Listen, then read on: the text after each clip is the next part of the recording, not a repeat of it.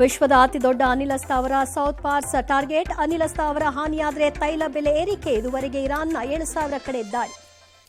Oil gas war ರೂಪಕ್ಕೆ ತಿರುಗಿದ Iran ಕದನ. Qatar gas hub ಮೇಲೆ ಇರಾನ್ ಅಟ್ಯಾಕ್. ಭಾರತ ಸೇರಿ ಜಗತ್ತಿಗೆ ಎಲ್ಎನ್ಜಿ ಆತಂಕ.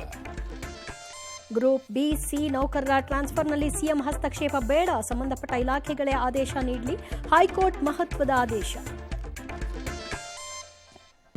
ದಾವಣಗೆರೆ ಬಾಗಲಕೋಟೆಗೆ ಬಿಜೆಪಿ ಅಭ್ಯರ್ಥಿಯ ಘೋಷಣೆ. ಕಾಂಗ್ರೆಸ್ನಲ್ಲಿ ಇನ್ನೂ ಗೊಂದಲವೋ ಗೊಂದಲ. ಬಿಜೆಪಿ ಸೇರ್ತಾರಾ ಶಾಮನೂರ್ ಕುಟುಂಬ?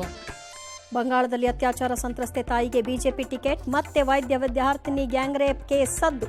ಟಿಎಂಸಿ ಸರ್ಕಾರ ಕಿತ್ತೊಗೆಯಲು ಪಣ. ನಿರ್ದೇಶಕ ಪ್ರೇಮ್ ಅಶ್ಲೀಲ ಹಾಡಿಗೆ ಚಿತ್ರತಂಡಕ್ಕೆ ಸಂಕಷ್ಟ. ಸಂಜಯ್ ದತ್ ಸೇರಿ ಕೆಡಿ ಚಿತ್ರತಂಡಕ್ಕೆ ನೋಟಿಸ್.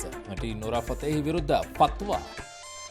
ದೇಶದಲ್ಲಿ 1,000 ಕಿಲೋಮೀಟರ್ ಆವರಿಸಿದ ಮಳೆ ಮೋಡ.